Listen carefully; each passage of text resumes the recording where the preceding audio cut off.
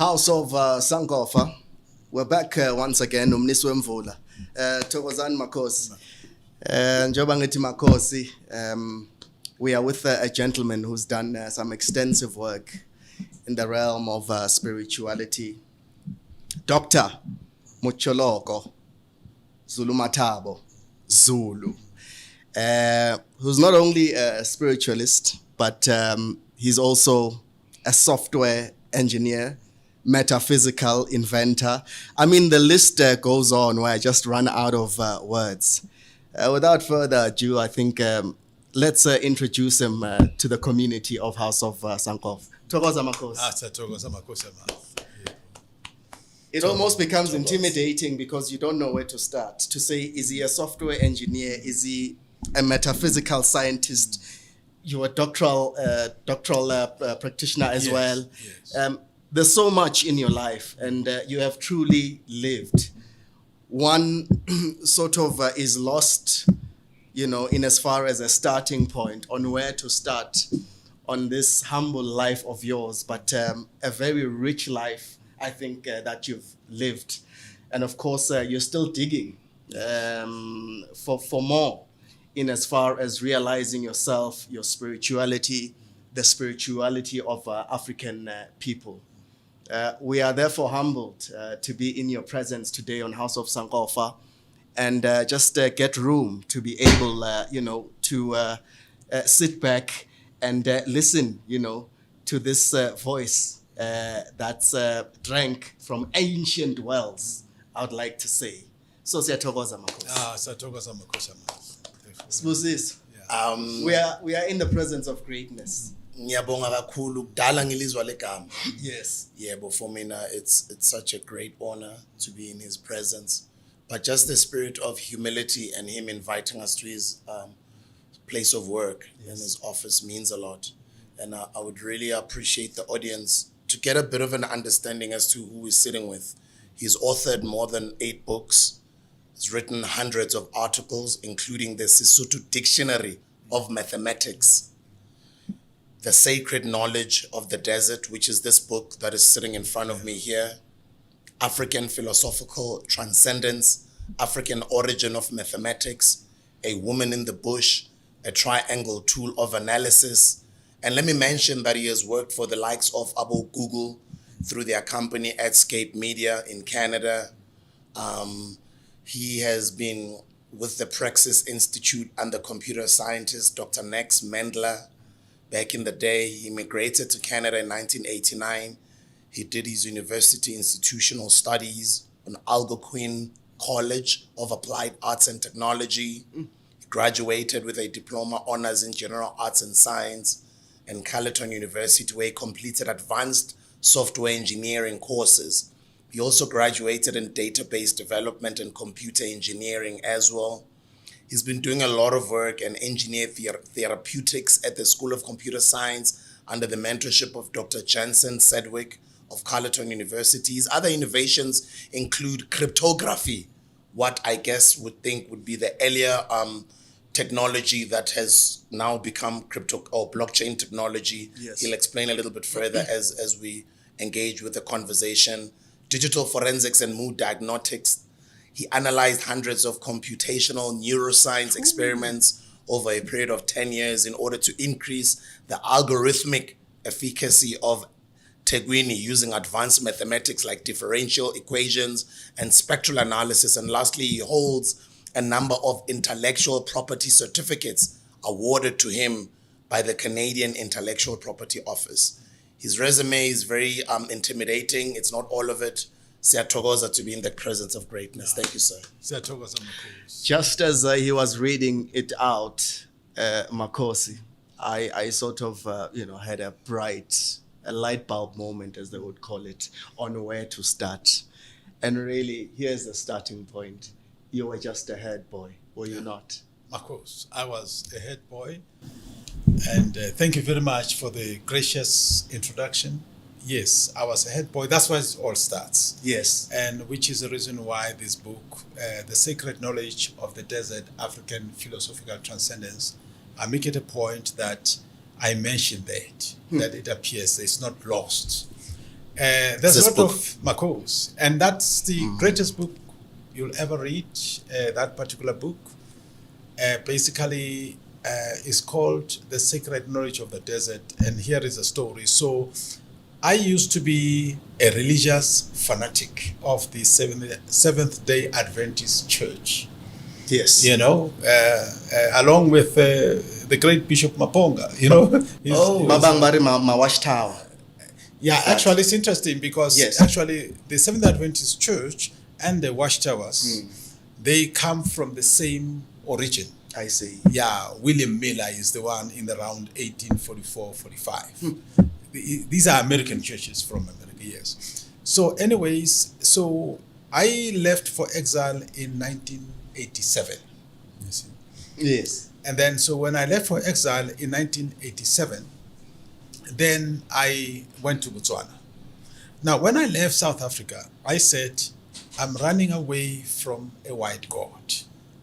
So the Seventh Adventist Church is a church where they foreground this white God, you know, by the name of Jesus, of course. So, and then I said, okay, I'm running away from a white God, along with the apartheid.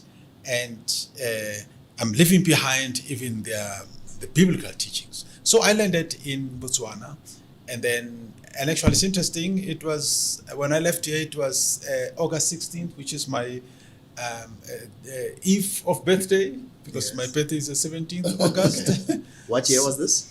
1987. 87. Exactly, yes. So I landed in Botswana on the 17th of August, and then of course they ask you, you know, what organization do you want to be with? I said ANC. So I went to northern Botswana, you know, and which is near the desert there, north of Francistown.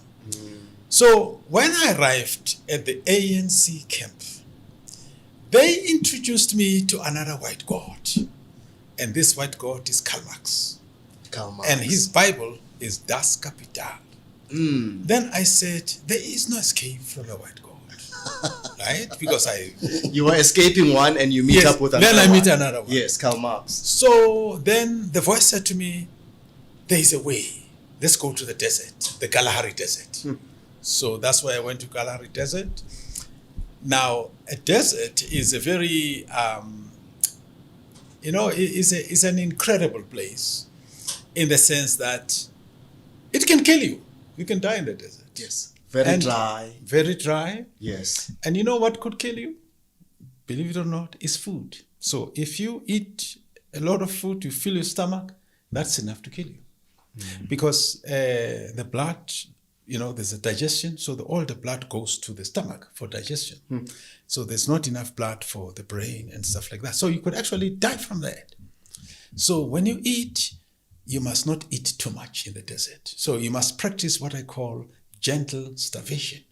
Very, very Gentle important. starvation. Yes, very important. I'm afraid of the word starvation because it means I'm going to starve. But it's a then I'm gentle, going to die. but it's a gentle one. This one. Oh, this one's a gentle one. Oh. Exactly. I've said Guru's teachings are aligned to what he's saying. Yes. Uguti, he actually even advises Uguti, going to bed hungry is actually good for your health. Yeah, look at that. Yeah, indeed, yeah. So then I see this this plant, this fragile plant, a very small plant. I look at this plant and says, this plant is brave to show some green in this harsh, inhospitable place. You see? Then There's not a drop of water inside. there's no water that point. It's very dry. But this plant, it was like saying, you know, I hatch my bed on the heavens because that's where the rain will come. And then as time progresses, the rain does not come. Now, you see what happens is that in the desert, the sunshine, there's a lot of sunshine. The sunshine is galore, you know, is extreme sunshine. But this is the killer sun rays, you know. So this sunshine triggers photosynthesis in this plant. But photosynthesis without water kills the plant. It needs water. So Klamanzi, yeah, Makhosi. Nainda because awekho amanzi la. So what eventually happens to the plant is that it begins to lose foliage. you see, it begins to lose foliage. And then from there, the plant, it looks dead, but actually it's not dead. All it has just done, it has gone underground. And the book says, the great desert flower Mpone of the great Kalahari Desert remains underground, listening to the slightest indications of the falling rain. When the rain falls, it springs to life, knowing that the rain will soon be gone. That is the philosophy of the desert plant. So now it's quite amazing that this became the inspiration for that particular book. In fact, it was actually, that's not the first book. The first book is the one called A Woman in the Bush. Yes. So I wrote a piece called Venturesome Kisses, because I noticed that in the Dukwe camp, people, because of apartheid government, used to send assassins, gunmen, hired guns, hitmen, to abduct or to just kill you. Sometimes they put poison gas. So you are in the house and they will put this gas, and then once you sniff it, you become drowsy. You sleep and then you are gone. And you're gone. Something like that. So there used to be a lot of anxiety and like a dysphoria, that kind of situation. So a lot of anxiety. Anyways, I said that no, but we can't be in a state of perpetual anxiety. So then I thought of this piece after coming from the desert, calling Venturesome Kisses. It's beautiful words. Venturesome Kisses. Very romantic. Very romantic, but it's not for Amavaga. You remember that? It's not for Amavaga. Yeah. Venturesome. You gotta have some guts. Exactly. And that small plant, has got the guts to hatch its beds on the heavens, because that's where the rain will come from. So now I wrote that piece called Venturesome Kisses, and then that piece became a midwife of this book called The Sacred Knowledge of the Desert, African Philosophical Transcendence. You see, so Venturesome, so A Woman in the Bush is more of my autobiographical experiences, right, using what I call contextual poetry. Yes, inspired by the village of Matamong in the Eastern Free State. Yes, where my mother comes from. Where you grew up? Yes, where I grew up, indeed, yes. Yeah, where I grew up, where my philosophy was shaped. And you rightfully say where your philosophy was shaped, because, talking a dictionary of mathematics, yes. Yabasut, that was where everything was garnered. Exactly. And of course, you became a mathematician. You went on to do, software engineering. Yes, and exactly. things of such nature. Exactly. Yes. So take us from those beginnings and what you learned from a Sotho aspect. Basotho, Haba it's mathematics. Haba shebile dinale. Yes. In the sky. Exactly. Cosmology. Yes. What is their way? Makos. So maybe it would be useful to tell a short story, Yes, sir. About a woman in the bush. So a beautiful African woman is in the bush to gather firewood. Uya rwalla, uya teza. She's gathered enough bundle. So she ties the bundle. Yes. And then so utlama ngadana. Ubopa inyanda. Yes. And then from there she puts a coil on the head. Ubeha kharisuhu. Ubega inkata. Ikanda. And then from there she lifts this bundle. Just when about halfway to the head, the lion appears and says, "Not so fast." And the woman says, "Whoa!" She got scared. Said, "Hey, you scared me." Yes. And the lion says, "I have a problem." And the woman says, "What is the problem?" She says, "It's a mathematical problem. But if you can solve it, I will walk away and never more to return. But if you can't solve it, I must eat you. Then the woman said, why would you eat me? He said, well, you must ask the Creator that. I'm just discharging the purpose of my existence. Then the woman says, what is this mathematical problem? Says, well, we've gotten a word that the Creator will increase the number of gazelles by a factor of 11. Right now, there are 11 gazelles in the grassland. Right. So we would like to know that when the Creator increases these gazelles by a factor of 11, how many gazelles will there be so that we can plan our life? And then the woman says, well, I need to think about that. Then the woman says, but you look scary, look at those teeth. It's like you're going to say, ooh, So you must look away, because I get this anxiety when I'm scared like that. So then the lion agrees to make a 180 degrees turn away from the woman. Then this woman begins to perform the invocation of the ancestors.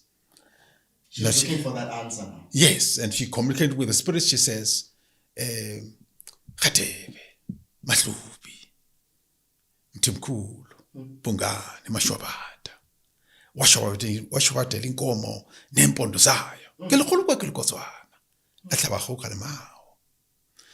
And then the spirit appears. Yes, this ancestor appears and says, hey, that was urgent. What's wrong? And then the woman says, well, he wants to eat me. So why would he eat you? He says, well, he wants me to solve a mathematical problem. Then the spirit says, why don't you solve it? He says, well, because there's no calculator here. He said, what are you talking about? You've got these bundle of sticks. Right. You just need a few sticks. And then from there, the spirit says, and by the way, the sticks must be in pairs.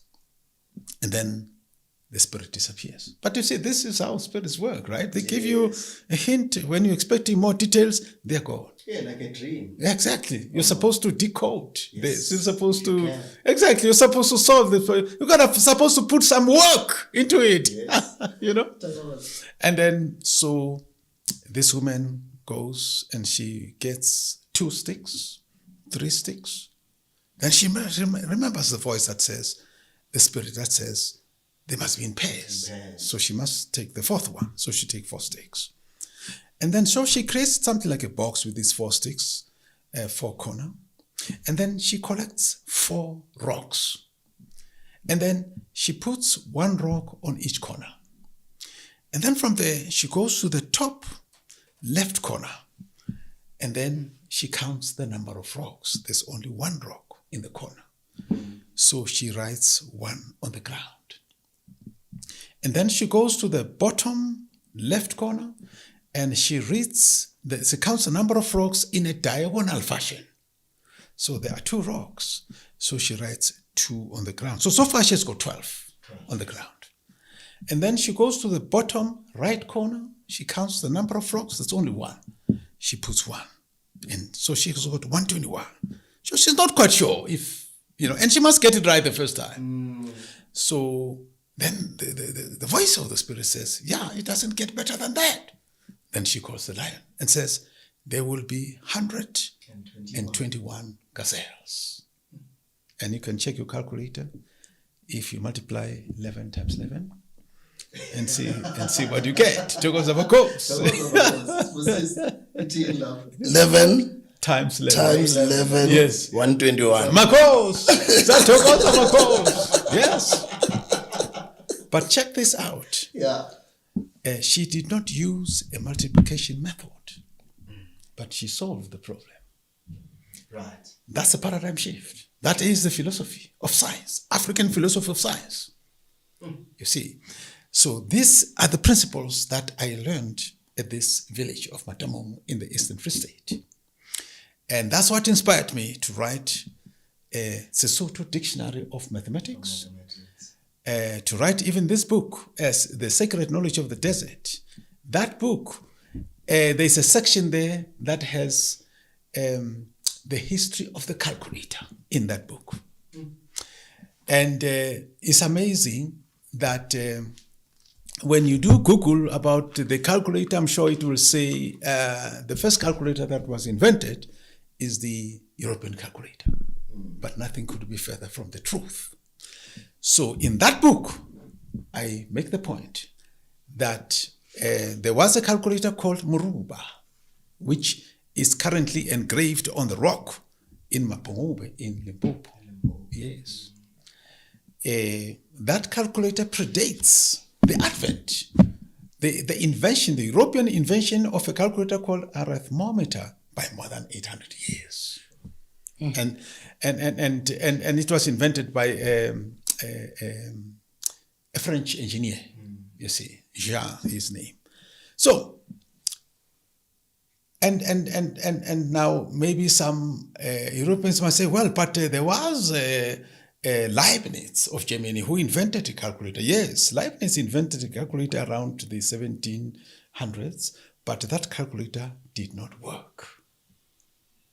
Yes. It wasn't conducive. No, it couldn't work. Just didn't work. Yes. The invention must work, right? You get an intellectual property of a certificate because your invention has got an industrial application. Yes. It's not just a theoretical thing. Yes. So his calculator never worked. He could not add numbers like this beautiful African woman, you know, who Using the soil sticks. Exactly, yes. So that did not work. Now another one might say, well, but there was a slight rule. Yes, I know about the slight rule. In Canada, I learned the slight rule. They were using a slight rule in 1989 when I learned it there. But a slight rule is not a calculator because a slight rule is a lookup table. You see that? So, for example, if you want to multiply, let's say 11 times 11, Yes. so you would point at 1 and point at 11, point at another 11, and then it would give you 121. But it's a lookup table. I see. Whereas a calculator has to be real-time input. The calculator does not need to know beforehand what are the numbers to be calculated. It has to be agnostic in that sense. In real time. In real time, Yes. exactly. Like you see, that calculator of this African woman is agnostic. It didn't know. But he just gave it the information and it solved it in real time. So that's what we're talking about when we talk about the calculator. So technologically, we are far ahead and we've always been. Very much so, very much so. And the basics are there. But we don't utilize them. Exactly, yes. And unfortunately, we have also lost the software. We have lost the algorithm because you see, when you go to this Muruba, today Muruba is used as a game when they play game and stuff like that. Yes, game is part of it, but most importantly, it was a calculator. You see that? So they have lost the algorithm. You see that? So now, this is why I came back from exile in 2010. And then when I landed here, it was, of course, FIFA, which was great. And then in 2011, I registered a company called Madisebo University College Press. Yes. And the purpose of that was to conduct research. Then I established a research institute called Madisebo University Research Institute, which is a project of this company. And my goal was to do research. And we've got a mission statement that says, which is based on 3 principles: to retrieve, to reconstruct, and to produce new knowledge of African origin. Sankofa. Makos, Sankofa, Tawaza Makos. Ah, Makos. Hey. Yes. So we are not, so basically it means we do not source knowledge from Europe. Like it's the case right now with universities, our school system, they source knowledge from Europe. You know, Charles Dickens, Shakespeare, and stuff like that. So in our case, we source knowledge from the African ground. When we make examples, it's African stories. Yeah, we must do this. Because you see, I was commissioned by the ancestors of the Basotho.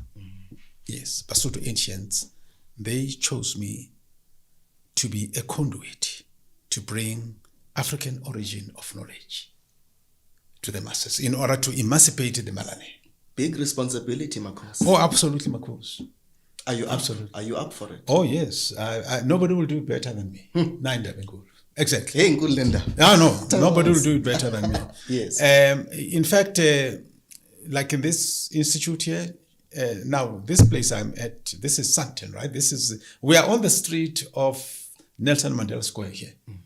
So on the other side of Catherine, it is 5th Street.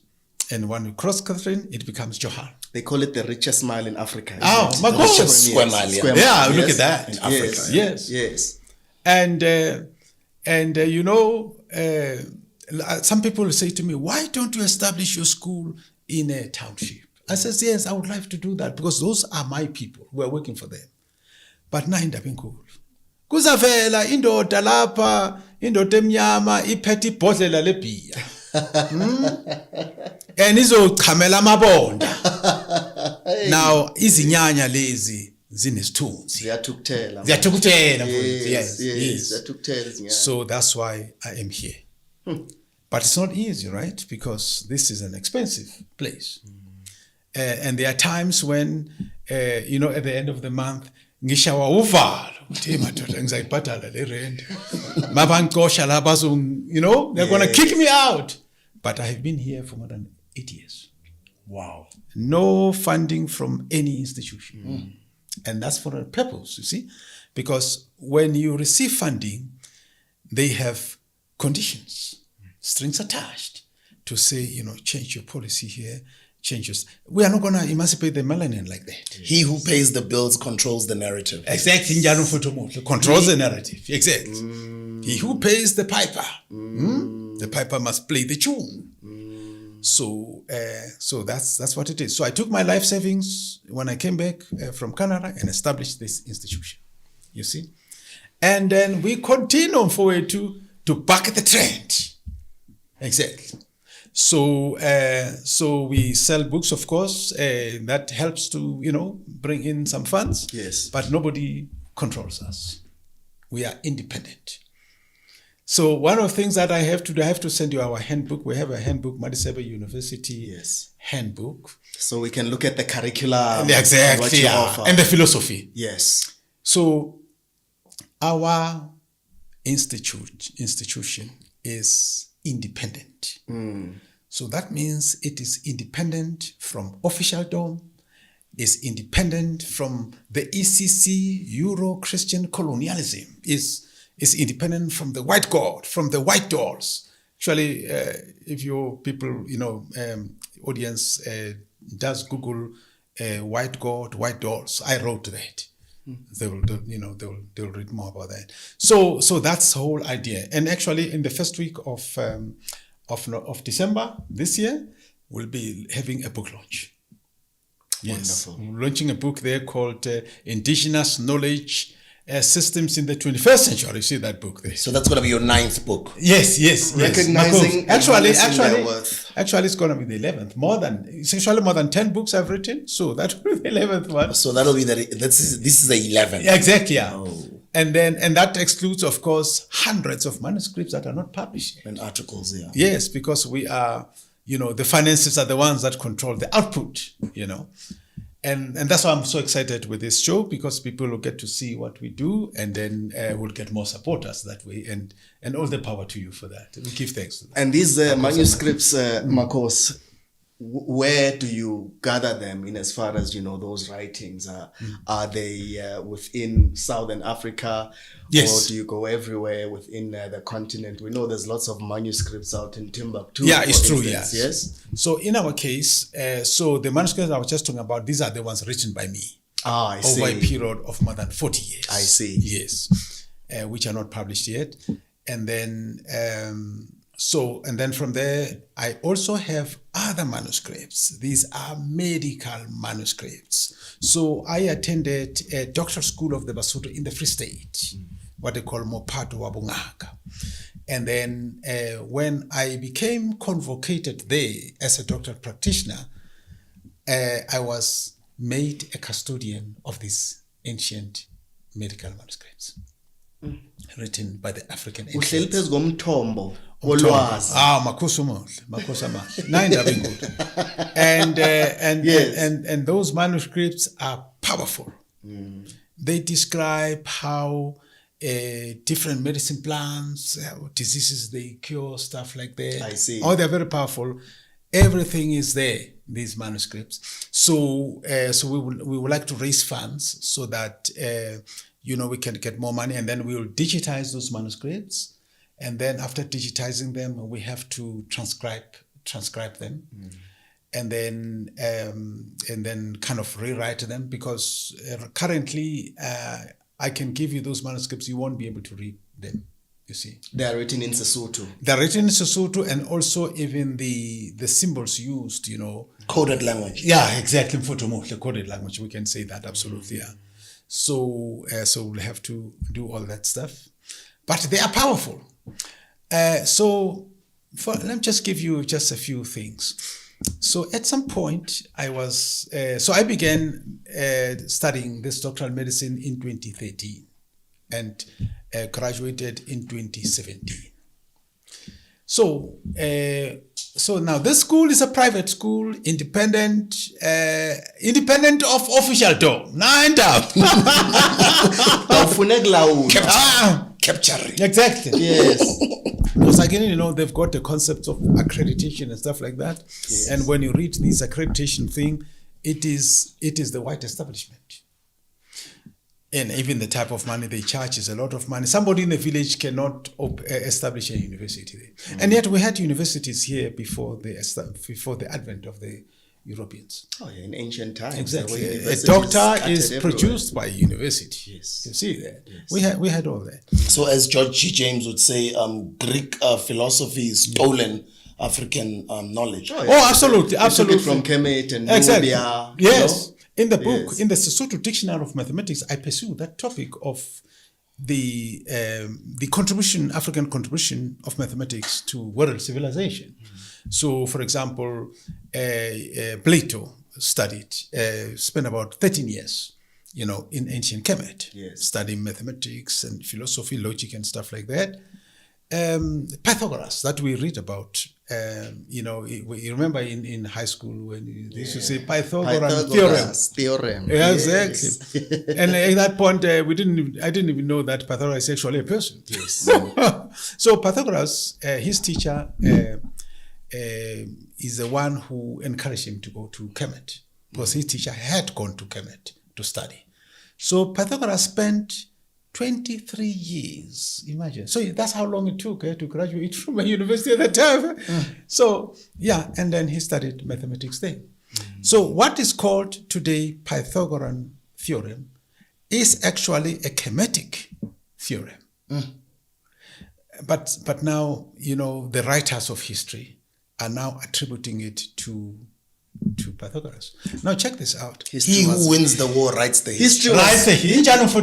History was skewed. And Yes. and if you look at the name Yeah. Kemet, Yes. Black Land, Yes, Black Land. is yes. exactly what it says. of Exactly, course. exactly. Yes. Yeah, exactly. So bayithathela lapho, bayithaphule khona. Yeah, exactly, yeah. And it's interesting to talk about Black Land because Angeti, actually, the Nile is, of course, associated with Egypt, Kemet, but actually the Nile is from Central Africa and East Africa. So there are two types. They've got the White Nile and the Blue Nile. The Blue Nile comes from Ethiopia, Yes. right? And then the White Nile comes from Uganda, Kenya, Congo, Rwanda, many countries. I think it's more than 10 countries that are a source of the Nile. Of the Great Nile. Yes, yes. And so now this Black Land, they call it like that because you see these waters come from mountains. So mountains are volcanic. So they bring in the volcanic soil. The volcanic soil is black, you see. So hence they call it Kemet. Black Land. Black Land, exactly. And this volcanic soil is extremely rich. If you go to... You mean in minerals? Oh, yes. Oh, yes. The best soil is volcanic soil. For example, in Canada, Canada is all ice. They don't have, Yeah, Makos. That's right. But it's interesting that if you go to countries like Colombia, so Colombia is very volcanic. And Colombia produces some of the greatest fruits on the planet because of the volcanic soil. Yes. So volcanic soil is nutrient rich, yes, but it's also a medicine. The medicine plants that grow from there. In the Free State, we have, so in Sesotho, volcanic is called Nkukumui. Nkukumui. Oh, I see. Yes. Ukukumowa is to rise. Ukukumoya. Like Itombolo. Yes. Kukumala. Yeah, Kukumala. Exactly, yeah. Yeah. So it's called Nkukumui, meaning the great spirit of the volcano. Interesting. Exactly, yes. Quite interesting. Yeah, we have that in the Free State. And you find that the water, actually, you find there is this smoke, this mist that rises, these vapors, hot springs that come from that, in the Free State. Now, that's why we need to solve the land question, because right now, as we speak, we don't get access to those areas. Yes, they blocked the access. The Mulongo has blocked the access there. And you know that the reason for our liberation struggle was the land question. Because check this out, like in Maptamum, for example, we still have to struggle with the land question there because Mulungu owns that place as we speak right now. You see. And then you must Google something called the Battle of Groenkop. The Battle of Groenkop. So Groenkop is the Matamo, is the land of Matamo. I see. Yes, that's where the English and the British clashed there during the Anglo-Boer War. That was around Christmas period. So Battle of Groenkop. It says in the Battle of Groenkop, 25th December 1901. Head Commandant Christian de Wet's Boer Commando surprised and defeated a force of Imperial Yeomanry under the command of Major Williams. Exactly. And then it continues further to Exactly. explain. Makos, that's our ancestral land. Sacred land. Bethlehem, Orange Free State. Exactly, yeah. Yes, that's our land. Battle of Tuefontein. That's an AKA. Yeah. I see. Exactly, yeah. So, you see, I still remember it was on Christmas. 1901. 1901, exactly, yeah, 1901. So, so that place, Matamong, is very, very powerful. So, and we've got ancient graves there. The graves of the ancients, many centuries in that land. So, Kokobame, our, balele Are these graves that supersede? Yes. Bomushweshwe, so of course. They're very, very ancient. Yes, very ancient. Yes, exactly. Yeah. So we have that there, and then right now is under the stranglehold of the Mlungus. You see, but that has to change. I'm not a believer in complaining or blaming. I'm a believer in doing. yes. You see, when I was in hospital, when I was injured in hospital last year, the voice came to me and said, gave me 3 principles. Number 1, we do not criticize. We do not blame. We forge ahead. Solutions. In Fotomul. You see, that handbook I'm going to send you, we've got 2 charters in that one. One is a charter of teaching and learning. The other one is a charter of African axioms of success. You see? So one of the axioms there says that do not cry racism. Leverage the original sin of capitalism and build the success. Exactly. Do not cry racism. Yes. Leverage Yes. the capital sin. Yes, the original sin of capitalism. Sin of capitalism. Yes. Because you see, when we complain, we are justifying our inaction.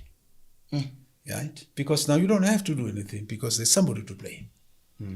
So when we criticize, we are justifying our mediocrity because attention is being pointed away from us to somebody else.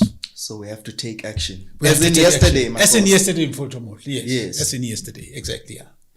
So when I started this project of Zulumathabo University Research Institute, I did not bother about, organizing people to get together and say, okay, democratically, who believes that we should do, how many people support this? No. That's a waste of time. Because you see, people, we are still caught up in this blaming and thing, capitalism, racism here and stuff like that. Yes, there are legitimate claims for that. Definitely, no question about that. But we need to transcend. That's why that book is called Transcendence. We need to transcend that. Yes. You see, we have to be like, for example, in that book, we define the word transcendence to mean undefined. How about that? Yes. Undefined. Undefined. That's our definition of transcendence. That transcendence means undefined. So meaning you are undefined by the adverse conditions of the traditional space. Like a fish. A fish, is born in an extremely salty environment. But when you catch the fish, it doesn't have salt. You actually have to add salt in order to eat it. Or sprinkle some lemon. Exactly. Give it that. Exactly. Yes. But it's not defined by the salty environment. So the fish is undefined by the salt. So because the fish understand that if it internalizes the salt, that would kill the fish. It would die from that. Become toxic to its system. Toxic, exactly. So even as the racism, the apartheid, colonialism is like the salt, right? But if we internalize this, it's toxic to us. It's going to damage the internal organs. Marcos, I'm reading a text here underneath. Marcos. The sacred knowledge of the desert, African philosophical transcendence. I'm trying to read the letters underneath. Yes, Marcos. I'm trying to decipher or decode, so to speak. Yes. Marcos. So Please, that's an indigenous African writing system of the Basotho. Yes. But that can be used to write any language really in our land of Azania, South Africa. Basically, there's this popular myth that when the colonizers arrived here, Africans did not know how to read and write. And they taught our ancestors to read and write, and they're referring to the ABCD. Yes. But actually, our ancestors had writing systems. They were not using the alphabet system, but they were using symbols to write. You see. So, and here is an interesting thing. There's a discovery that was made around maybe 91, give and take, something like that, at a cave called Blombos in Cape Town. And in this cave, there are three things they found. One is a rock of Litsoku. Litsoku, you know Litsoku? When people go in the so-called mountain school or initiation, yes, angithi ubuso babo sifahla usabona sisiqhubethu bagcoba ibomvu. That is Litsoku in Sesotho. What you call in English ochre. Yes. So they found a rock of red ochre there, Litsoku, and this rock had geometric designs, mostly triangles. You see, they also found. And that rock is dated at 70,000, more than 70,000 years old. And they found also, they found also a bone. These bones, this particular bone actually is interesting, is a mandible bone, so meaning it's a jaw type of bone. Okay. Now, as you know, Africans use bones as a slate, right, to write. Right. As counting devices as counting devices as well. And also as divination. Yes. Divination is a mathematical system. You see? In fact, the computer system uses a number system called binary system, zeros and one. You know where that comes from? It comes from the African divination system. Mm. Because you listen to Sangoma, uzati, Vuma. Vuma is yes, right? Yes. So yes is one. Or Asivomi, that's no, and that is zero. It comes from that. Yes. But they will not give us the credit. But you see, we shouldn't worry about that. Tina, we must write about this knowledge because it is our knowledge. Yes, we must write about it. So going back now to this example I was giving about the bones at Blombos. So this particular bone is a jaw bone, so it's really like a slate. And there's a writing there. So I'm an expert in indigenous writing systems, and I looked at that. That system has got syntax. It's a syntactical symbolic system. That's quite interesting because according to European history, what is known as symbolic behavior is attributed to Europe, particularly France, because of the abstract art on the caves. Well, this discovery in Blombos, in the land of Azania, predates European symbolic systems by more than 30,000 years. By more than 30,000 years. By more than 30,000 We've been here, haven't we? We've been here. Yes. And the Sasekona Nama. Makos. And they will still be here. We'll still be here. And they say we've been all over the world. Yeah. Before anybody. No, it's true. I mean, actually, good start, Canada. So, the people were called Eskimos, right? Ice people. Yes, the ice people. They are called, I think the name is Inuit. Yes. Inuit, yes. Actually, it's interesting. There is an African who left West Africa. He came from a country called Togo. Togo. Yes. He left. His name is Michel Popo Kipomasi. Yes. Michel Popo Kipomasi. Yes, Okay. yes. Kipomasi, K-P-O-M-A-S,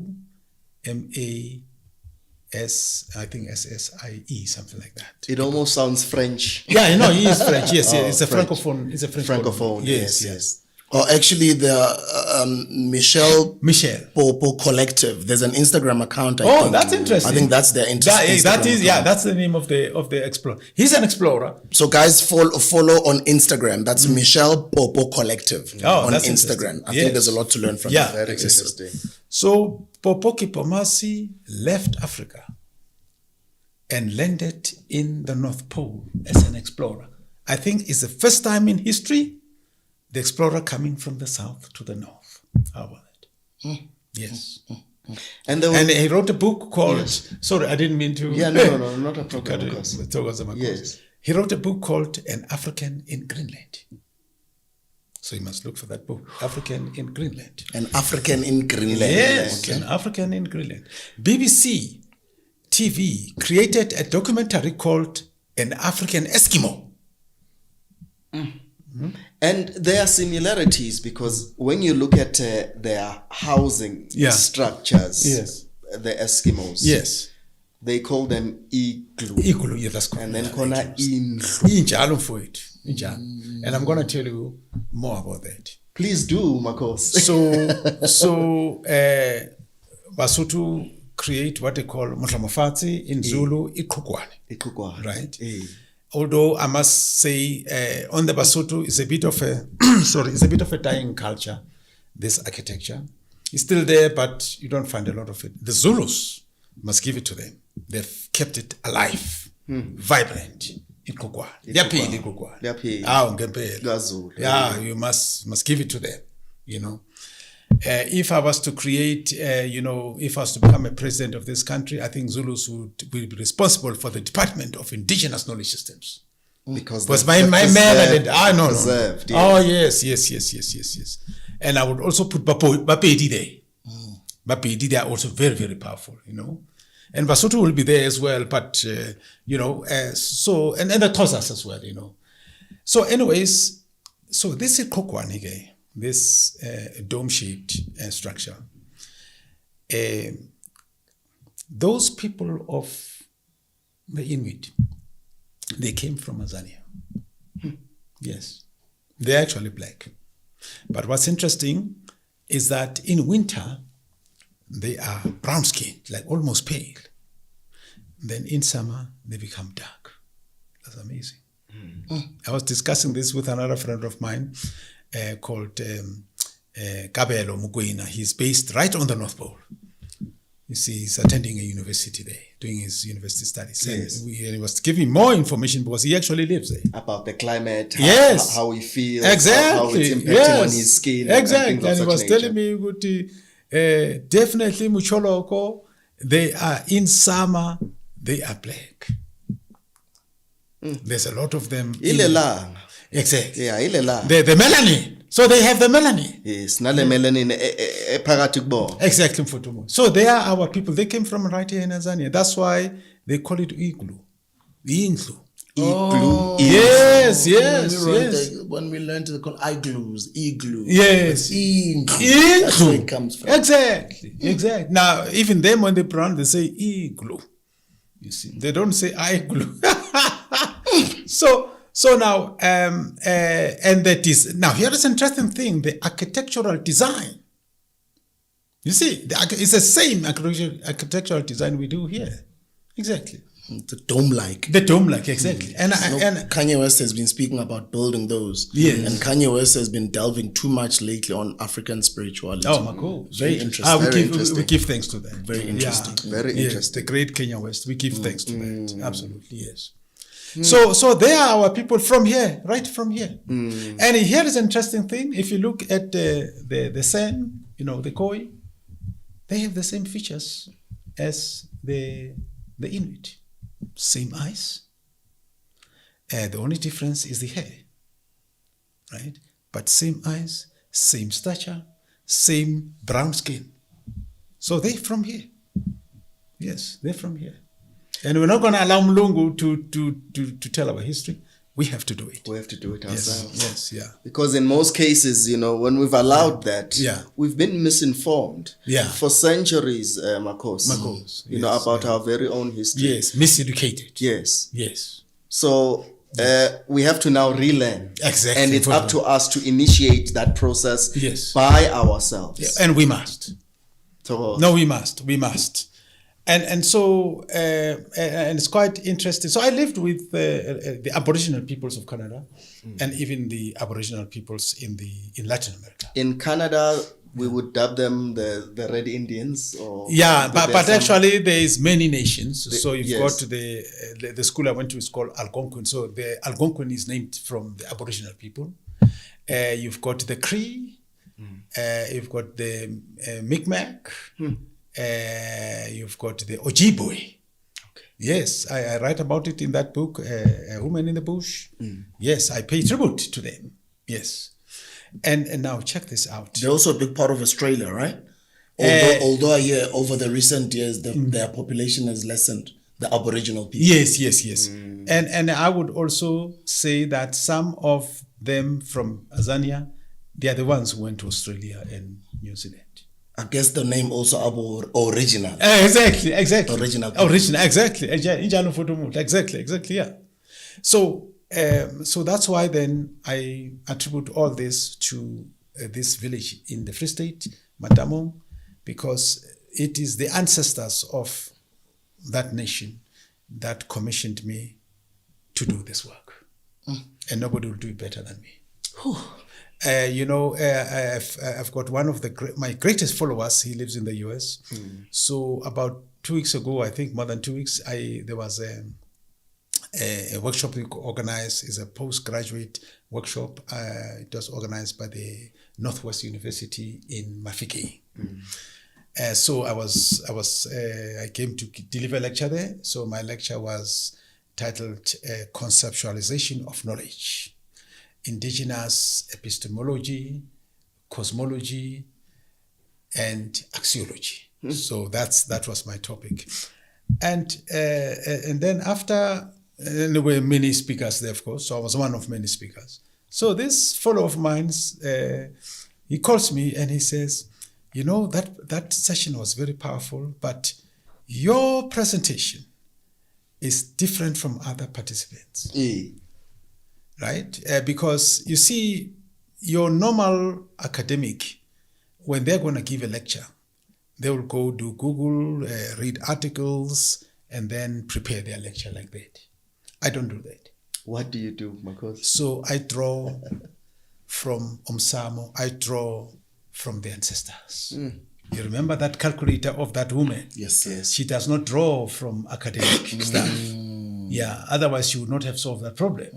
Yeah. So she draws from the soul. ancestors. Yeah.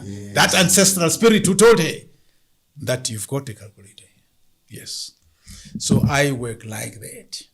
You see, I work like that. Quite impressive. Yes. Oh, sorry, go ahead, sir. Yeah, Makos Amat. So I do that because,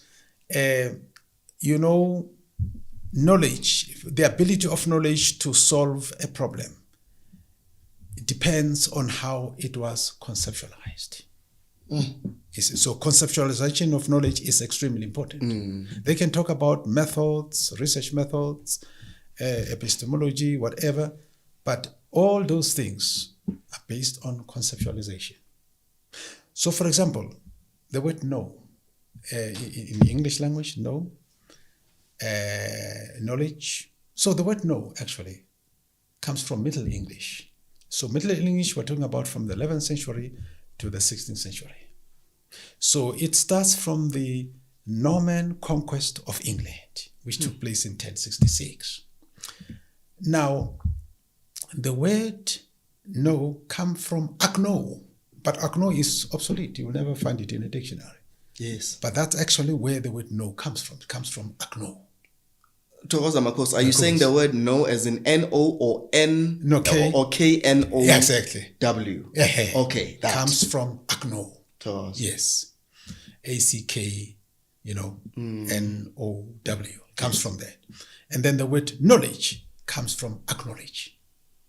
You see.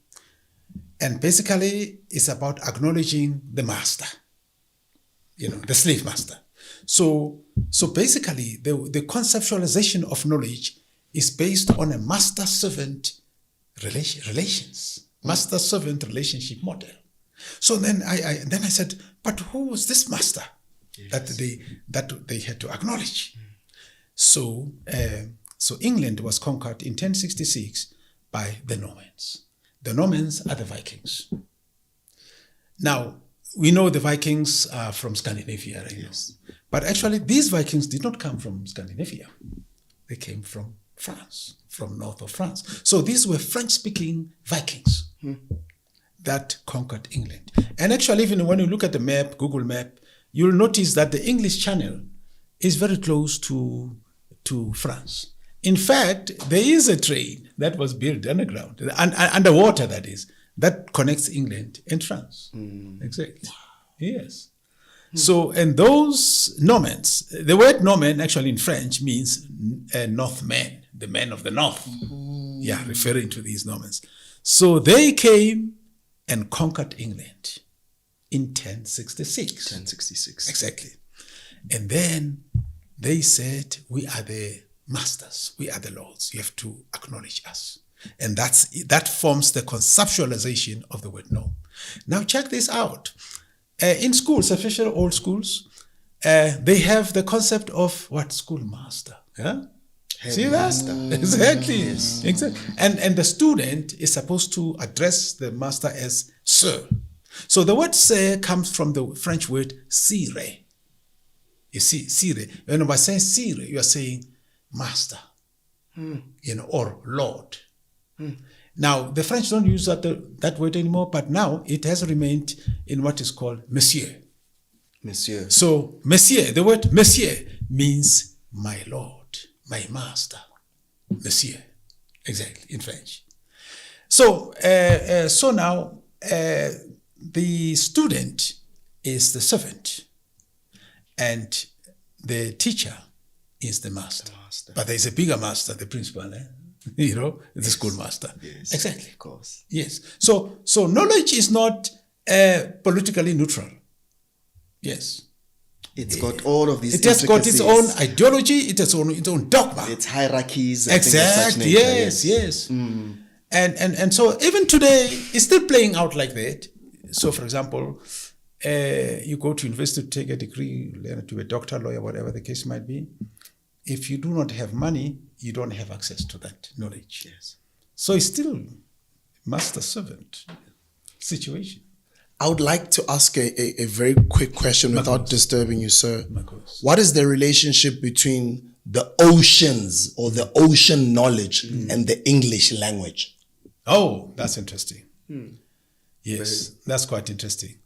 You know, the Zulu word will answer that, lwazi. So the word lwazi. So there is lwa, and then there is zi. The word lwa means the extent, the boundary, the extent, the vast expanse. That's what lwa means. And then zi means the water, the primordial water. So when they say lwazi, they're saying you must know the extent of the bodies, of the large bodies of water, the ocean you're talking about. Ulwandle. Ulwandle. Lwazi, Lwazi. lwandle. Oh, my course. Thokoza. You see there? Because a lot of, continue, Marcos. sir. And Sure. because I also just want people to understand why I'm asking this question. In the English language, there's a lot of things that are constructed around words that are about the sea or about the ocean. Yes. Sorry, continue, sir. Sure, Marcos, yes. And then Cash flow. Yeah, cash flow, exactly, cash flow. You know, there's many, but Yes, no njalo mfuthu muhle.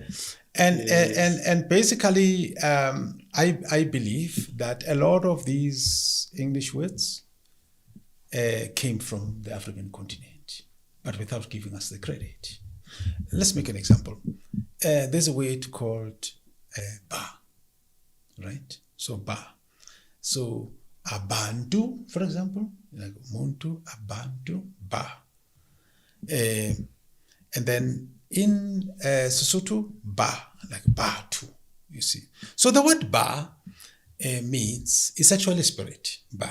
Bana, banna. Baha, bana, banna, basadi. Exactly. So ba refers to the spirit of plurality, but it's actually the feminine principle and the masculine principle. They all get together there. Thokoza. They become ba.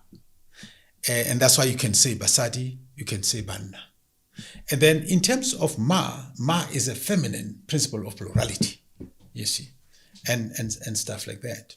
So having explained the lwazi in Zulu and lwandle manzi and stuff like that, then so now come back to ba. So if you listen to English word, like for example, what do they say? They say bipolar, binary. So the Greeks, when they took this word ba, they use bi to mean two.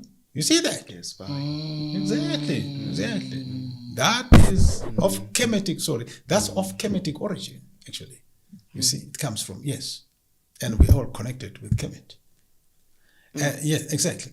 So, for example, there's another word, pedi, right? So pedi means two. Dual, two. Yeah, exactly. Twice. So now, if you analyze that word, there is pe, and then there is d. Yes. So pe describes existence, something that exists. For example, tsepe, which is an antelope. So the antelope exists. That's why it's called pe. Pe kintwe pilang. So tsepe ya pila. And then there is also the pe also means something you cannot exist without. For example, pilo. Pilo. Yes. The Well, heart. yes, the heart. You need it. You Yes. can't exist without that. Pilo. See African ancients. Huh? They're amazing. And then the D describes the primordial water of creation. The water that came from the cosmic egg. You see. So basically then, PD means, in addition to the number two, it means in order for existence to materialize, it must be based on the principle, on two inputs, namely the feminine principle Yes. and the masculine principle. The feminine input and the masculine input. Liteletše Bapedi. Exactly. And it's interesting you mentioned Bapedi because Bapedi Yes. were actually given this heritage, this cosmology. Yes. That's why they're called Bapedi. They were given that your mission is to teach them about the sacred principles of Pedi. Because Pedi is very key. It is actually the genesis of the cosmos. When you listen to the Basotho, so Basotho have got something called Sisiu. Sisiu in Zulu it will be Ingolobane. Yeah, the granary, where you put amabele and stuff like this. And then, so in Sesotho it's called Sisiu. It's named after a star system called Dosa Masiu, which is Sirius. Sirius A or B? Because I know the whole Sirius system. The whole Sirius system without... Yes, I described that, of course, in that book. Page 24, if you look at page 24. Right. And 25. Yes. Yes, you'll see, I described the... So you describe that whole cluster. Yeah, the whole, exactly. Sirius cluster. Exactly. Yes, And then when it starts, it says the introduction, this chapter provides the genesis Yes. of the cosmic knowledge of Dumelang. Yeah. The tri- Actually, sorry. Yes, read, sir. it's 24, is it? Oh, this is 24, Yeah, sorry, page yeah. 24. The Genesis. This is Yes, the the Genesis. Genesis. So you want to start from the Genesis. Oh, the Genesis. Yes. The Basotho, like other Africans, trace their genesis to the cosmos. They originate from Mukhubu Wakanari.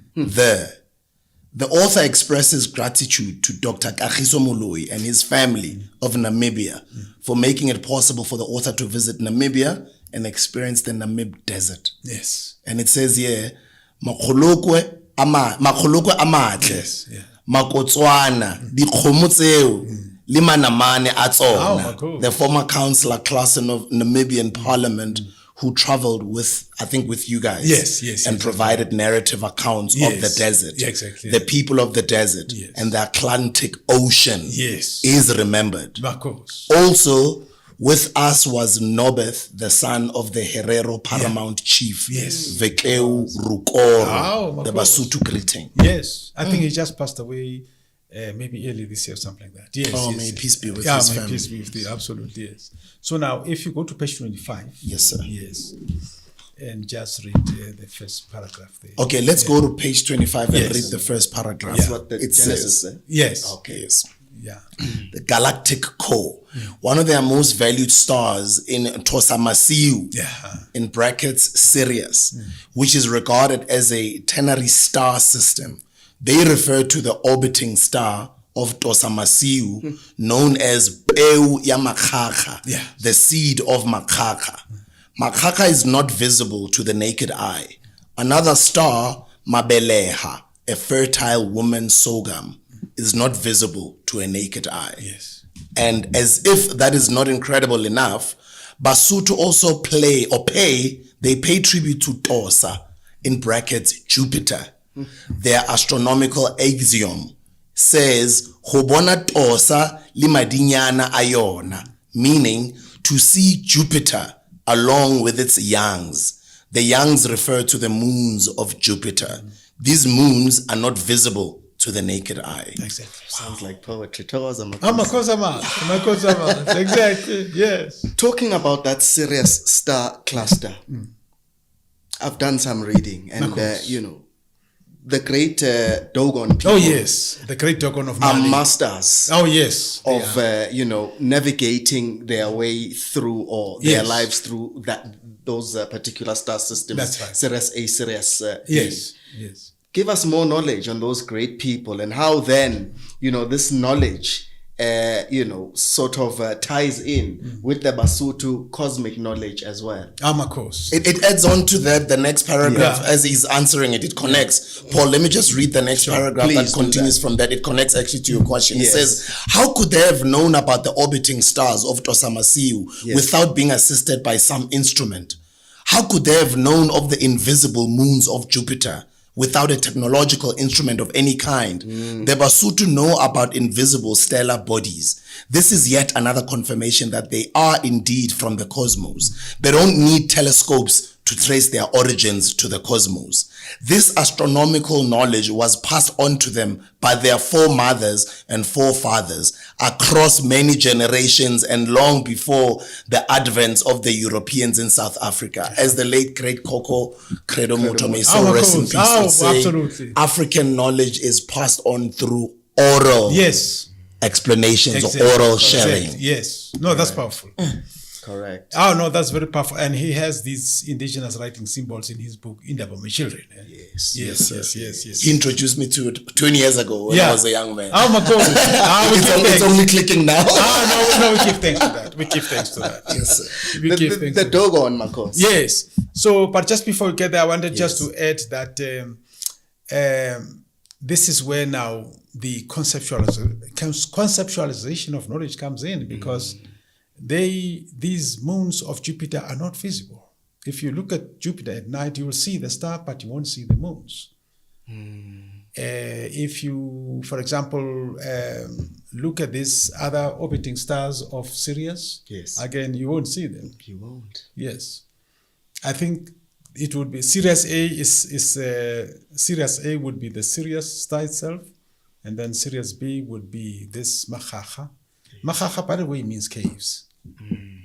So Basotho are telling us that there are caves in this Sirius B, and these caves are very dense. Black holes? Dense. Dense. Yeah, dense. Yeah, they're dense. That meaning you can't really lift. Even a small rock, you won't be able to lift it because of the density. Yes. You see. And then Sirius C, they use the word Mabeleha. So it has to do with the seed. So what happens is that when somebody, so Basotho, and when you say Basotho, by the way, we're talking about Bapedi, Botswana. They are all Sothos, you see. And so they've got a word they use called Lore, right? Sorry, Lowe, not Lore, Lowe. Lowe. Yeah, there are two words. There's Lowe and Lore, but there's Lowe.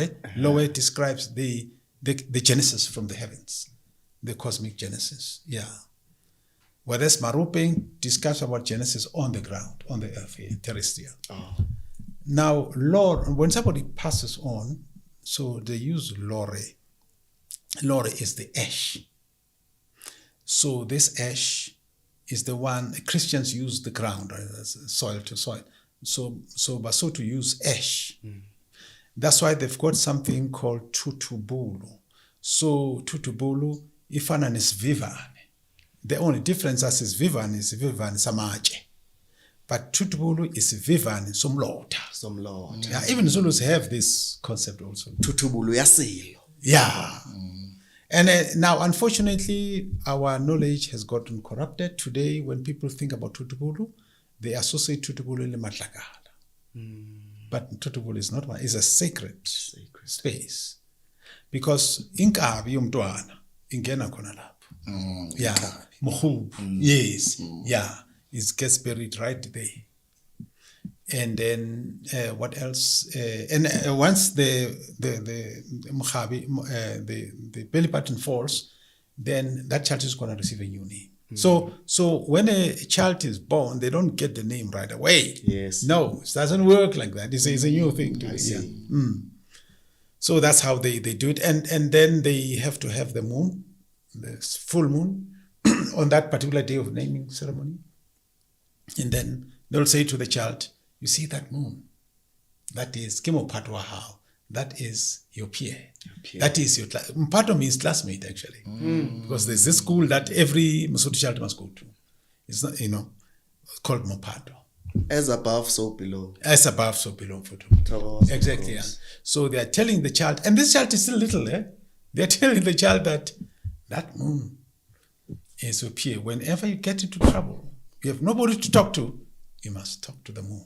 Nomkhubulwana. Yeah. Nomkhubulwana. Yeah. That's right. Yeah. So now going back to the Dogons, I have the greatest respect for the Dogons. Oh, so do I. Absolutely. So absolutely. The greatest people.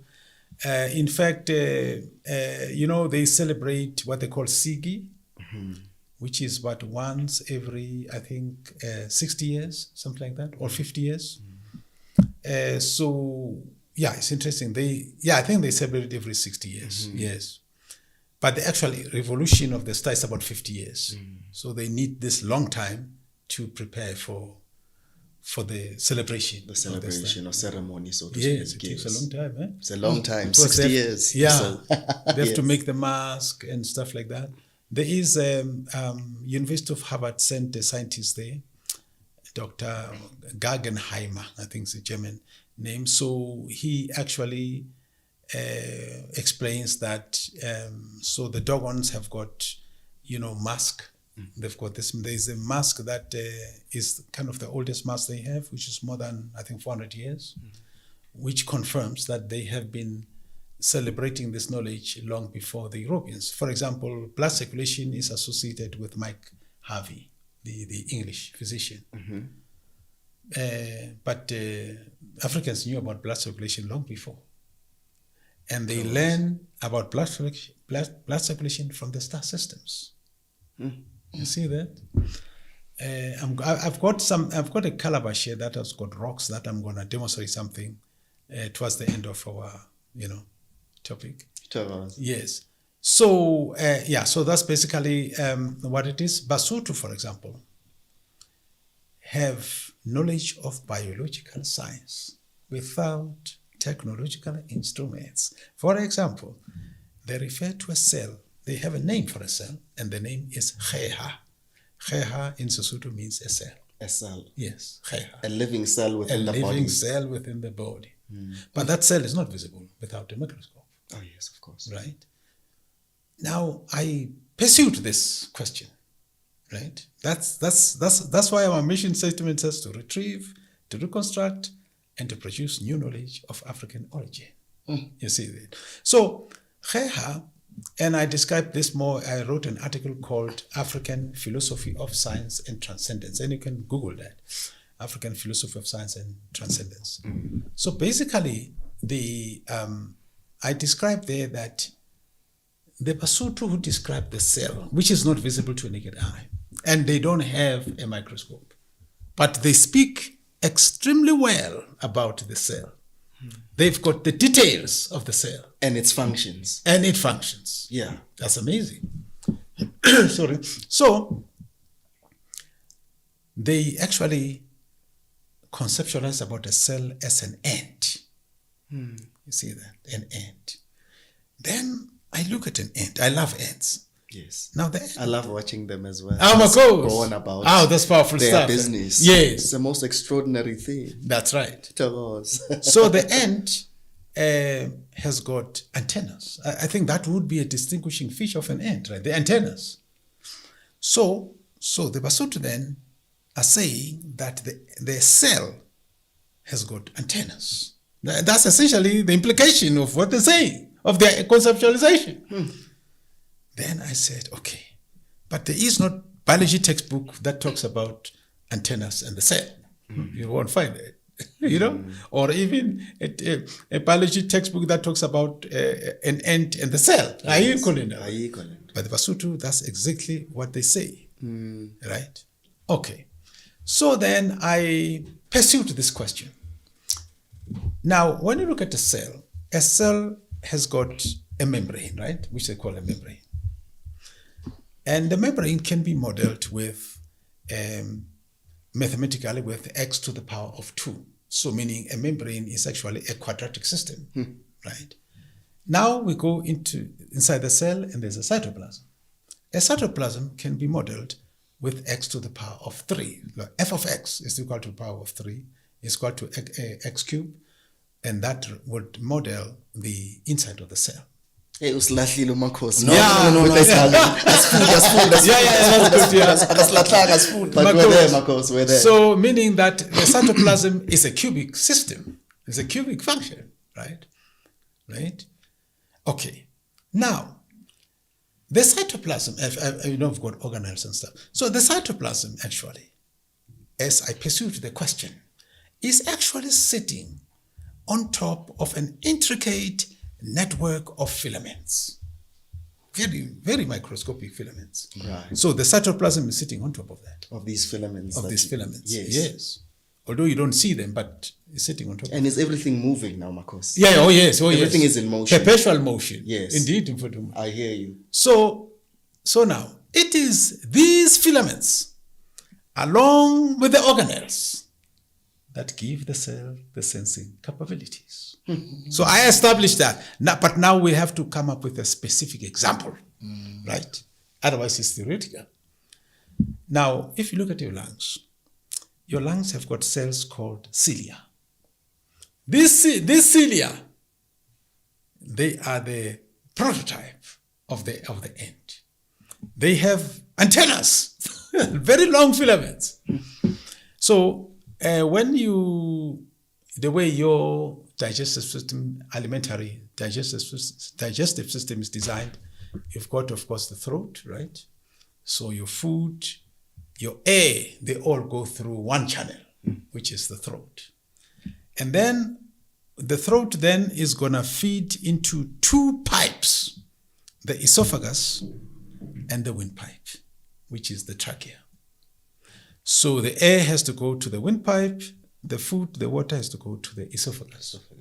So it's not really a good design because you can choke very easily. What happens is that when the windpipe is closed, the esophagus is open. There's a certain flesh there, I just forgot the name of that. And when the esophagus is closed, the windpipe is open. So it's designed like that, you see. So we shouldn't eat and breathe. No, you must eat and breathe. Otherwise, Yeah, but I'm just going on to that. Yeah, sure. When one is working, one is closed. Yes, but the body just does that for Yeah, exactly. Does that for us, yes. So now, in the respiratory system, you've got these cells called cilia. So the cilia are monitoring the movement of the air and water through the throat. And if the cilia thinks that the water is going to move in the wrong direction, meaning go to the windpipe, because you will die if water goes in there. So the cilia is going to trigger a cough. And the purpose of the cough is to push the water to the esophagus. That's why Exactly. But it is the cilia that's doing that. You see that? It's just the greatness of God. Yes. Just how it's designed. That's how it's designed. Body. Exactly. Yes. And that's your end right there with the antennas. And it's interesting. The antennas of the cilia don't have to physically touch the water to know that the water is coming to the wrong direction. It can detect the small changes in the space, right, before the water reaches there. Through a vibration of some sort. Exactly. Out. And then it will trigger the cough. Right. And then the water will then go back to this esophagus. So that is the biological science of the basotho. You see this? Busis? It's beautiful. It's beautiful, isn't it? It's beautiful. It just makes you appreciate, our being and the nature. Yes. And as I always say, Makhosi and Sbusiso, it all lies within nature. Yes. But we've been so hoodwinked that we don't see it within this nature that we are existing in. Which is why now I wrote this. I delivered actually a lecture at the University of Johannesburg called African Philosophy of Science. And that was facilitated by Professor Spamandla Zondi. So we give thanks to him for that. And so basically then we must encourage the young Africans to learn more about the science of the ancients. We should not shy away from mathematics. That's why I wrote that book, the sort of dictionary of mathematics. Yes. You see that? We need to embrace these subjects. Otherwise, we're in trouble. You see. Professor Spamandla Zondi. Yes, Spamandla. I'm just writing down the names. Well, we are learning. So that's the power of African science. You see. Now that's why the ancients appointed me at a young age of 12 at Matamo to say that's going to be your mission. And it's been your life mission. It has been my life mission. Exactly. Yeah. And It's not easy in this journey because, we don't hold the line of the white establishment, so we don't get amafuta and stuff like that, but that's okay. Before I hand it over to Uput Paul, Doctor, course. what I want to ask, which is a follow-up question to that English relation to the oceans. I've heard a lot of people say it's not good for us as African people to speak the English language, to pray in the English language, etc. And they would say things like, an English language is actually a casting of spells. How true is that? Well, I'm not sure about the aspect of spells, so I can't really speak to that. But I agree that when you talk to the ancestors, you should not use the English language. And I'm a case in point. So when I'm at Msamo, I speak Sesotho. Yes, I speak Sesotho. I mean, to an extent that when people ask me, Umhlobo mane, I say Kimsotho, because in my mind, Mhlobo is determined by Letswele. You see that? That's Ibele. Ibele. But sort of an expression that says, Tsibo ya need, Kitsibo ya Letswele. Yes. Incelile. This book, it says somewhere, it says, Ha ili mading, itadula ili te. Ha ili siyo mading hai. Ha masa inyanya, kili fela la mafela. Umabanga incelanga, ize leze. We didn't mention that he's also quite the poet. Oh my God! Yeah, there's a lot of poetry in this book. Yeah, a lot of poetry. Yes. That's right. Yeah, very important. Yes. No. Zulumathabo. Makhosi. Zulu. Sibonga kakhulu. I just have 2 or 3 more. 2 more questions. Okay. Yes. Yes, Quickly. The first thing that I would like to ask before I ask my next 1 or 2 questions, let me see how many we can squeeze in. You've worked at Google, or let me say one of Google's companies, which is what Edscape. Edscape Media in Canada, right? And you've done a good research. I respect that.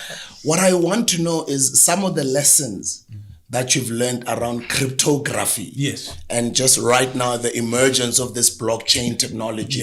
And just these cryptocurrencies that we are being introduced to, and this new world that we are being ushered into. Yes. I would like to hear your opinions around that, and just that technology, the cryptography technology that you studied then. And that's what, like a decade or 2 ago. Yes. So I've actually even I've engineered a cryptographic software. So this software, basically, you can write text, and what it will do, it will encrypt the text. And then you can then attach it to your email. You don't have to worry, somebody's going to read it. Even if the man in the middle comes across it and reads, they're not going to find anything there, you see. And then once it reaches the other side, and then that's the software will then decrypt it, the other side. So I've actually written a software like that. And this software also has forensics. So one of the things I do is computer forensics. So computer forensics is about authenticity of documents, authenticity of information and stuff like that.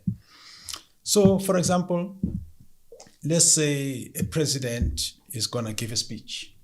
So it's a written speech. And then, so if we're following the principles of forensics, so just before, maybe a day before the president speaks, they will pass the software, they've passed the speech through my software. And my software will detect any change, including invisible change. Because you can create an invisible change, maybe add a space or something like that. But when you print the document, it will look like a normal document. And even the judge in court will not see that it was changed. But my software will detect that change and says, there was a change here. So that's the whole idea of cryptography.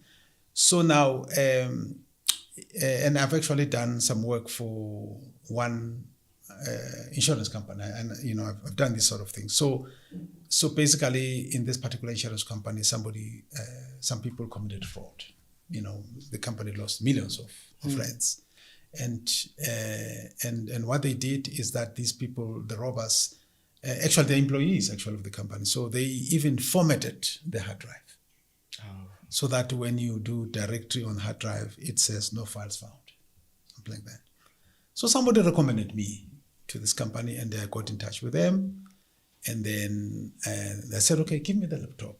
That doesn't have files. They gave it to me. Then I came to my office. I started doing my magic there, and then I rebuilt the documents that were formatted, that were deleted. Yes. To an extent that the company was able to print those documents. There's everything, dates, signatures, whatever. And then the people were actually, of course, arrested and convicted on that. How humble Makos. Makos. Because bringing upon that, it takes, tapping in deep somewhere. Makos. No koko. Exactly. Yeah, somehow. So blockchain. So I think blockchain is an extremely revolutionary idea, extremely great idea. Sorry, because the purpose behind blockchain is to get rid of the middleman. And who is the middleman? The bank. Central banking system. Exactly. You know, I have no love for banks. Of course, we have to use the for bank. obvious reasons. Yeah, so we are being raped because, you have no choice in this sexual thing, the bank wants it. Animals, you know what I mean? It's a rape. You must give, exactly. Yeah, you must give. Yeah, your mind is not there, but no more pay, but you must. So banks are rapists, really. I see a bank as a rapist thing. Anyways, so and actually, one of the blockchain is Ether. And that was invented by a Canadian. Ethereum. Yeah, Ethereum. A Canadian. A Canadian, his name of Russian origin. Vitalik Buterin. Exactly, yeah. From man. Russia, yes. Young man, yes. And I give power to you. You see. Now talking about Russians. You see, Russians, we can take a page from that, from the Russians. Russians have got a very strong work ethic. And they're very serious about independent education. The education that is not manipulated by imperialism, you see. And they don't learn in English, they learn in mother tongue. Not only Russians, French do that, Spanish do that, and stuff like that. Just to show the power of what I'm talking about. So the first nuclear bomb, as you know, was invented by the Americans, thanks to Albert Einstein, Oppenheimer and stuff like that. And of course, the help also from Germany. The German. Yeah, yes. Yes. But so Russia did not have a nuclear bomb. And America was throwing its weight around. And Russia felt that, if we don't respond to this, we are going to become a vassal state. So what Russians did, they began to work on being all their best scientists. They've got universities that specialize in physics, specialize in technology, mathematics, computer science. So, and then of course, in the case, what they also did, information is important. So they use the KGB. There was a project called Manhattan Project, which is the one that developed the nuclear bomb for the US. No, they sent guys there. And the KGB brought the information. That, okay, this is what they're doing and this and that and stuff like that. In a matter of few years, America heard that Russia has exploded a nuclear bomb. They didn't believe it. But before that, America used to what I call super fortress. That's the plane that I think bombed Hiroshima and Nagasaki. Yes. America, that nuclear bomber used to move from Japan, and they would move. Japan is close to Russia, and they would come right on the border of Russia, just to intimidate them. And so Russians used to really have this anxiety. Hey, they're going to drop one. That they're going to drop one. Indeed. Indeed. Yes. Hey. Yes. Hey. So the Baminza. Hey. Basotho ba re ba jela kgobileng. That was before Hiroshima, ne? No, after. Oh, this is after. After Hiroshima. Yes, after Hiroshima. So, and my brother, they exploded one. Americans were shocked. Shocked not because they were pleasantly surprised, but they were no longer the only ones. These guys could respond. Nuclear capacity. Yeah, nuclear capacity. Just like right now, the whole world is here. We don't know. Yes. Kuma No, anytime. No, you're right. So today, as we speak, Russia is the largest nuclear superpower, more than America. How about that? Right now, as we speak. And that is a teaching to us, the melanin, that you can come from behind and take a top Center stage. center stage. Exactly. Yeah. Take center stage. You can do that. Today, as we speak, I remember a few years ago, they were talking about hypersonic missile, and the American scientists, engineers, policymakers estimated that it would take 10 years to develop a hypersonic missile. Russians, as we speak right now, Russians have a hypersonic missile. And they actually used one to destroy a NATO military center in Ukraine. Ukraine. Yes. So they were not sending that missile just to kill Ukraine. They wanted to send a statement to America and NATO that we can destroy you and you don't have a protection for that.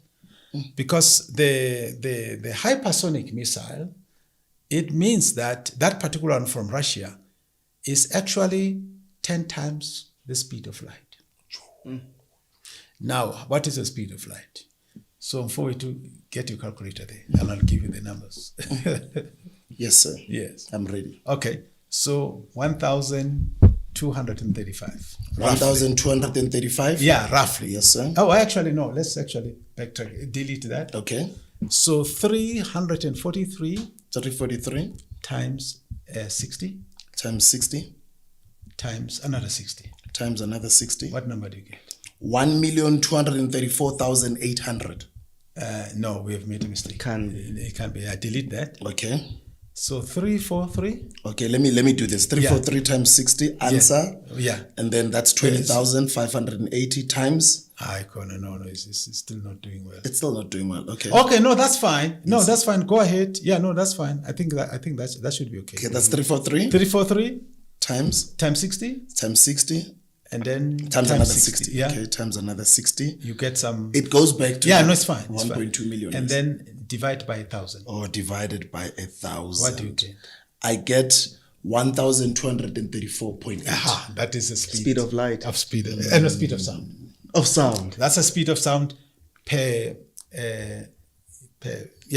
hour or something like that. Yeah, per hour. So now, 1 point? Now let's go back. You Don't got delete 1 that point what? number. Yes, You still have I haven't deleted it. Okay. You got what? 1.6? So it was close to what I said. 1,234.8. Right. So actually, that's the number I gave you. As you remember, I said 1,235. Yes, exactly. There it is. And that's where you break the sound barrier. Exactly. Yeah. I know. You get No. a phone. This is not the sound barrier. Oh, it's This not is just the speed of sound. light, of sound. Now, to break the sound barrier, you have to multiply that. So multiply by 10. Multiply by 10 makes that hypersonic missile from Russia's speed. Exactly. How much is that? That's 12,348. Exactly. That's the speed of the missile. 12,000. Right? So that's so powerful that actually the missile does not even need an explosive. Just the body itself is At that speed, it's enough to make havoc. Oh wherever yeah. it lands. It will damage. It doesn't even need an explosive, actually. That speed. It's like a wrecking ball on the loose without having an explosive charge. Exactly, You know what I mean? So At that speed. Russians have that. Americans don't have that. And I'm also inspired by that. That you see, conceptualization of knowledge determines the ability to solve a problem. The reason Americans don't have that yet is because they don't have the Russian conceptualization of how they conceptualize. So that's why it is toxic for us, it is poisonous for us to go and learn in America, Europe, and stuff like that. We need to build our own schools and access the conceptualization of knowledge from the African ancients, like this beautiful African woman. Quick one, last two, Paul. I know. I would love for us to learn again on another episode. Marco. This can't be the last one. And I was just gonna reiterate what Marcos is saying. Tina, what have we got? Because Idenel, Sipuzile, Idenel is now, privatizing all on the its SOEs. knees. You know what I mean? Yeah, it is. Giving all these SOEs to all these capitalists. It's on its knees, Idenel. And which was flourishing. The Roy Falk helicopter was manufactured here. I like Roy Falk, what you just said. You know, what you're saying is very powerful for Tumul. It's very powerful, and we give thanks to that. Because when we took over this country, we could have built on what was there. You know, Roy Falk is interesting because Roy Falk actually is faster than the Apache. Apache is the best American helicopter. Yeah.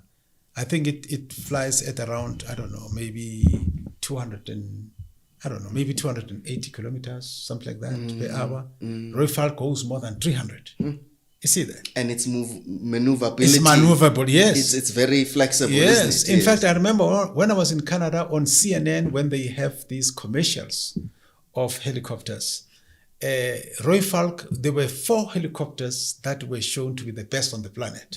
And one of the 4 was the Roy Falk. Yes, exactly, was the Roy Falk. You see, in my view, the greatest leader we have ever had is Nelson Mandela. And I'll tell you why. Because Nelson Mandela, what makes him the greatest leader is where he comes from. So Mandela comes from an indigenous, traditional, Mthembu cultural background. And he comes from a large family. You know how many siblings he has? He has got 13 siblings. And then he's got 4 mothers, because his father had married his Mthembu. I see. Yes, 4 women. So there were 17. But as you know, in our African families, we adopt, don't we? Yeah, and we adopt from the clan. Yes, sir. Exactly, yeah. So you find that maybe there were more than 20, something like that. So, and it is my thesis that I've developed that great African leaders come from polygamous family backgrounds. Or at least large. Like in my case, I don't come from polygamous, but I come from a large family. You said 17. 17 siblings, Yes. That would include cousins and all that stuff. Yes. So there's a book I'm writing called How to Know, you remember I mentioned that, How to Know if ENA is the right one, to advise young men and young women on how to choose correctly. Because the reason our families are broken is because of wrong choices, Then they discover after marriage, then they divorce, stuff like that. So, but basically the thesis in that book says that if you want to go choose, or let's say take a girl, for example, and then she wants to, like I always talk this with my daughter to say, how do you know if he's the right one? And then my daughter will say, Dad, how do I know? I said, well, you have to ask him one important question, only one. What question can you ask? And then she's not sure. Then I said, okay, ask him how many siblings he has. If he says he's the only boy, cancel the date and move on. Finish and plan.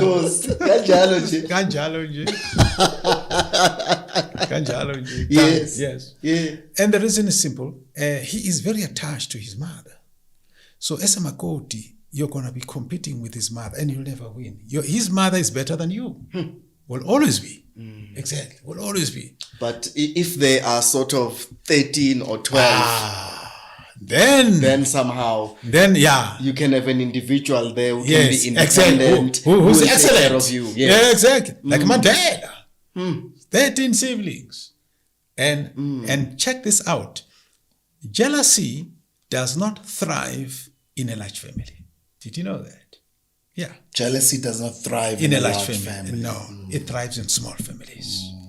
You see, white people are very jealous and they have small families. See that? What they call nuclear family.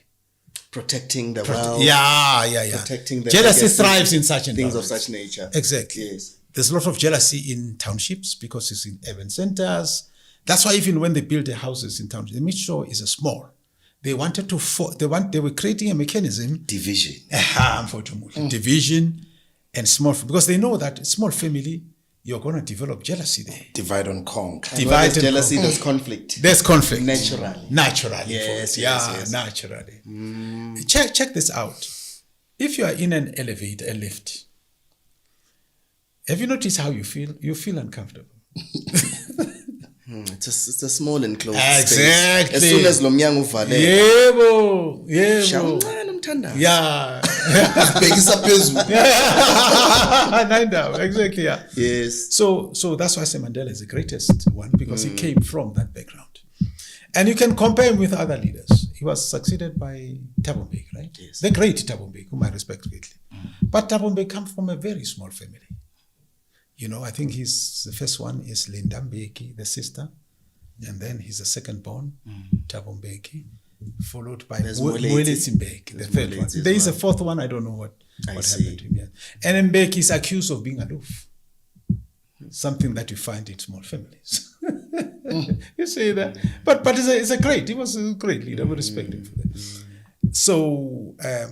So that's why I'm very passionate about us solving the problem of the father absence. We must. Because that's what initially breaks the African family, isn't it? Exactly. The absence of the father. The absence of the father. Yes. It reduces that size, family size. And it also, grows toxic things in there. In fact, I wrote an article in Sesotho called Ditshehlo tse tharo. Ameva matatu. Ditshehlo tse tharo. Yes. Ameva matatu. Yes, and I was addressing the question of these divisions, these internecine conflicts, these separatist tendencies. You see, even our politicians, bashapana ka di-face. Yeah, there is a reason why bashapana ka di-face. Bahlajiwe ke ditshehlo tse tharo. Bahlajwe ngameva amathathu. Iva lokuqala mona. Mona lifufa. Iva lesibili muhunu ngesizulu umkhulungwane. You see, injama ishaya umkhulungwane. Yes.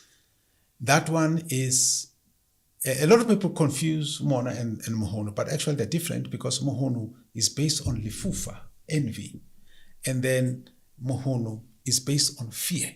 Injama ihlaba umkhulungwane iyoyiga yabona ikhona into isabayo. So in the case of the melanin, if mamfuking higher, maybe pamisal botanyana what higher, I don't know, either Kim Kukunyana or Spazanyana Batla or Rixa Dijo, something like that. Muma Kolana Batla Fita, Bare, Haba Fita Bebare. Haba Fita, maybe I don't know Kufiti, Bare. Hey, Mam Fukendiana. Emungar, weta, what's all the busy country? Urieta, Arite Barueta Spasa.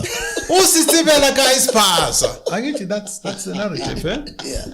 And then from there, Emungare. Retamono tafellaka. Hey. That statement is most tragic. Story of our lives. For it too. That one. Like people, unfortunately. That one. Because they are really saying they have no interest in supporting Mamfuke. Yes. And ikwenzeke enothabuza bekhuluma lapha. Ntwena ihlutsi bo ntate moholo lebo mohoni. Unana uri ke mama. Unana uri yena ke mama. And then enikwenzeke mhlambe amandla phele bona amandla afele liboto lele liphame belifela ngasa khona Mamfuke ngilisa phela. Bahlari isale re mmona. Ori tla fella kae. Ntwe ihlutsi bo ntate moholo le bonkgono. Yena ke mang? Bahlule bonke ucanga uthele ba. Exactly. So that is mkhulungwane ke moholo. So then tshehlo ya boraro ifa lesithathu lenyatso ukweyisa. You know the melanin how kopana le yena the first time o tla o sheba mo maoto a nyolohelwe le yena. You know what he's scanning for? He's scanning for a reason to despise you. With something. With something. Yeah. Exactly. Yes. With something. Yes. It could be your shoes. It could be your It could shoes. be your belt as they go up your waistline. Yeah. It could be your hair. Even. Njalo futhi umuntu. Yes. Usisele inwele zakhe. Yeah. So sihlatshwe ngameva amathathu. Yes. Sihlabuwe ke ditshehlo se tharo. And that is a reality. And we have to tackle that. We have to solve it. Yeah, I've read about the 7 deadly sins, and I think these are important in the context of, our Africanness. Yeah, Marcos. I would also just dub them the 3 deadly sins. Awabiza, ameva, amathathu. Yes. And it's being specific by saying for the melanin. For the melanin, exactly. Yeah. So those are the 3 things we need to eliminate, destroy from our being. Yeah, exactly. Yeah? Exactly. Destroy and then build. Yes. Destroy and unplug build. these thoughts. Yes. Yes. Unlearn and then relearn. Unlearn, and relearn. Exactly. Yeah, that's right. Yeah. Nakorishile, just the last. Yes, Marcos. My last one would be asking you of books that you would recommend apart from your books. Okay. Or maybe they can be from your books. Yeah, absolutely. And I must so that they can support us.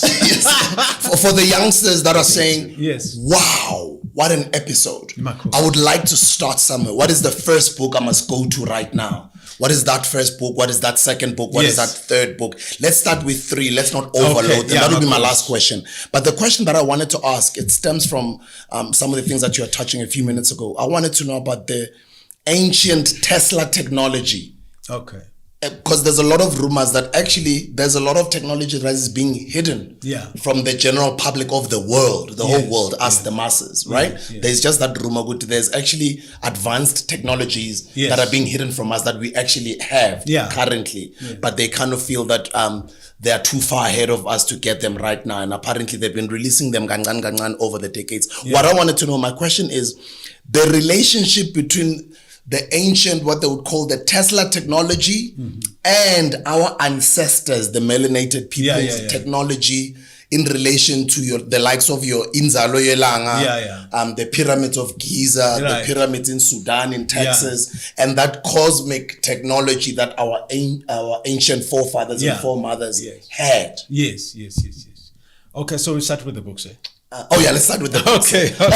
Yes, sir. So the first book I would recommend is going to be The Sacred Knowledge of the Desert. Sacred Knowledge. Yeah. This is the one. This is the one. Yes. And the reason being that is tackling the question of African philosophy, and in this one is about the African philosophy of transcendence. Because what has happened over time is that as Africans we have become defined by our harsh conditions. You can hear even when people speak. It's amazing when people have a normal conversation, they'll talk about these problems, but they'll never talk about solutions. And I've actually tried sometimes, as I'm listening to them talk, I would then make a segue and say, okay, how do we solve this problem? And you know what happens usually? They run out of words. It's like they don't know how to talk anymore. And when I retreat, they go back to that complaining thing, those bad things. So they have become defined by the conditions. And so this book will help them to be undefined by the adverse conditions. That is The Sacred Knowledge of the Desert. Yes. By Zulumathabo. Yes. The African Philosophical Transcendence. Marcos. Yes, sir. And the second book? That will be the first. So the second book is this one called Indigenous knowledge systems in the 21st century. Yes. The one we're launching in December. The one I'm launching in December. Oh, we'd appreciate an invite. Of course. We'll do that. We'll get your contacts and we'll put your show. Recognizing and harnessing their worth. Yes. Indigenous knowledge systems. Exactly. Of course, yeah. So I wrote a chapter there called Water-Based Plants. So I'm describing the medicine plants. Africans used to be great seafarers right here in the land of Azania. Yes. What we call Indian Ocean today, that was called before Azanian Sea or the Sea of Azania. And the word Azania is interesting. If you break it into two parts, there's Azar and there's Nia. Azar is about the coming. Like Sieza, Bayeza. You see? Yes, the Azar is about the coming. And then Nia is about a desirable purpose. Like if a Zulu person says, Nia itanda na. Yeah, bosiyayithanda. So what they are really saying is what we are offering you in accordance with your desirable purpose. See that? Very philosophical. Azanian Pals. Azanian Pals. His first musical offering. Project. Oh, my God. Yes. My God. We called it Azanian Pals. It's powerful. Because now we wanted to align and Yes. connect Yes. with what you are explaining. of Exactly. course. Yes. And I made a conscious decision that I will not use the word South Africa. I will use the word Azania. Apparently, we always associate Azania in South Africa with PAC, right? But actually, it's not exactly like that. Because I think Ghana became independent, 1958, is it? Yes, 1958. Is it 58? Okay. Kwame I think so. Nkrumah? Kwame Nkrumah. Yes. Yeah, 1958. 58, yes. Should And then Professor Robert Sobukwe broke away from the ANC in 1959. You see? It was 57 actually. Oh, 57. Oh, thank you. Ghanaian independence. Okay, so Ghanaian independence is 1957. Oh, yes, that's right. 6 March. Yes, and then 1957. 1958 was the conference that was held by Kwame Nkrumah called All African People's Conference. It is in that conference that he proposed Azania as the name of South Africa. So Nkrumah is the first one who actually came with that idea. How about that? But the All African People's Conference was partly a corollary and partly a different perspective to the modern Africa states, represented by the Conference of Heads of Independent Africa States. And that was 1958. Of course. And then... but you know, for it, I have to pay tribute to you. Yes. You're a great reader. So I like what you do because basically the young people now will have an uptake of a realist knowledge. Yes, sir. Because some of our people, you know, they mean well, but they kind of engage in speculative pursuit of knowledge. You know, they will say things that are not attested for. So myself, I have made a decision that the knowledge that we produce at Madisebo University Research Institute has to be based on reality. So, and what we rely on uncontested facts. You see, uncontested facts. So that, and why? Because my target is the black child. And by the black child, we mean the future generations. So when the black child says, the Africans invented a calculator before the Europeans, then no one can dispute that. Exactly. The one who's opposing will do Google and say, yes, there it is. Zulumathabo wrote about it in that book. So the black child, we don't want to put a burden of proof on the black child. We, knowledge producers, must carry that burden. We need to. This city, Gwanzagalani. Makos. African spirits in the jungle. Yes. Zulumathabo. That was done in exile in Canada. Yes. I had a recording studio there. So I play an instrument called a synthesizer, which was a very popular instrument when I was growing up. Yes. I think Soul Brothers still play that. You can hear that amazing, exotic. Black Moses. Black Moses, exactly, yes. Babungwenya. Yeah. So I then compose musical instruments on this synthesizer, and then I began to create musical. Is an electronica genre. This. Yes, of course. So I created those sounds for purposes of meditation. Emsamo. That was the purpose of this. So it's meditative, Meditative. sort of sound. of Yes, music, yeah. yes. But the African way. The African way. Oh, nice. And I'm seeing titles here like Mantatisi, Mantatisi. Manuku, Yes. Manuku, yes. Manzopa. Manzopa. Who's a great figure within Lesotho. Oh, yeah? of course. As Umama. Basotho, yes. Umama yes. bekamkhulu. Yeah, wayemkhulu kakhulu. Wayemkhulu Yeah, she kakhulu. died here in the Free State. Her grave Yes. is in the Free State. Yeah. Manzopa. Yeah, Manzopa, that's right. Yeah. Nenteng limferefere mo. Yes. Yeah. So mferefere ke kwakwisizunguzungu sizungu sana sele si wotlana silwana lena. Yeah, that I had to do there. You love that. Tavos, African Spirits in the Jungle. Yes. Of course, you can order the CD, www.zulumathabo.com. That's where you Yes. can get a hold of, the Marcos, CD. yeah. Meditative music, Yeah. he says, Yeah. cool, Tavos. And we have a few here, I think, in the office. Yeah. Tavos. Anyways, so uncontested facts is key for us. Yes, that black child must just be able. It must be like a car, you just have to put the ignition, drive. He doesn't have to worry about the engine. Yes, sir. That's why actually myself and Paul are doing this. Okay. They don't have to worry too much. They must just press play and watch. Beautiful. And then we are sending them to research to go do their homework. We Yes. give thanks for That's that. it. Yes. We need more of you like that. More of you in Photomol. That's what we need. Yes. Tavos. Yeah, so that the black child, can vibrate as Yena was intended to vibrate. Yes, sir. In accordance with the vibration of the African ancients.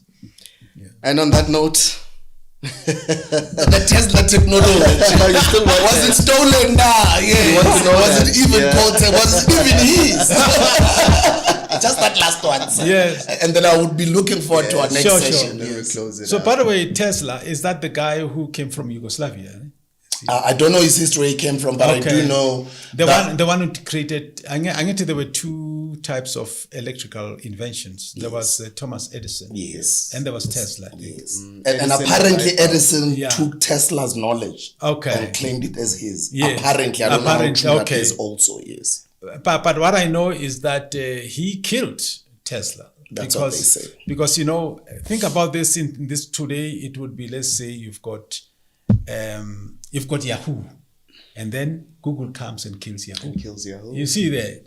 So it's the same thing. The forerunner was Tesla. His current was based on what's called DC, direct current. And then, so you see, that's conceptualization again. And then Thomas Edison came with AC, a different conceptualization, alternating current. And then, but talking about taking, Thomas, the textbook, the electrical engineering textbook that was used by Thomas Edison Company. All engineers use this textbook. You know who wrote that textbook? Is a black man called Latimer Lewis. See now, this is what I was trying Latimer to get Lewis. Yeah, This is what we're talking about. yeah. Latina? No, actually Fatima. I think Fatima Lewis. Fatima Lewis. Yeah, let's check that. Fatima Lewis. Yeah, Lewis. Okay, Louis. Yeah, yes. yeah. Louise or Louis? Lewis, I think. Okay, Lewis. Yeah. Okay. Yeah. See if you find something there. Okay, this is the School of Salvation. Let's see. No, put. I don't know. Is it Latimer maybe, or try Latimer? Let me say. Yeah. Okay, let me do this. Actually, what you can do, you can add light bulb. Oh, light bulb. Next Yes, to yes, that, yes.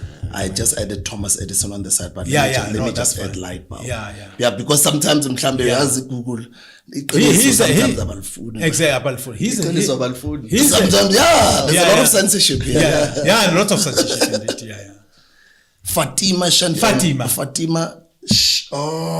chandelier, gray 6 bulb lights. Okay. The 6 light Fatima chandelier with its rust. Okay, they're even showing the different. Okay, sorry. Okay, yes.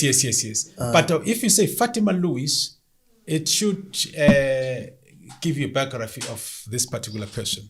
So he's a black man who wrote the textbook that was used by Thomas Edison. That's one point. The second point, he also invented the incandescent light bulb.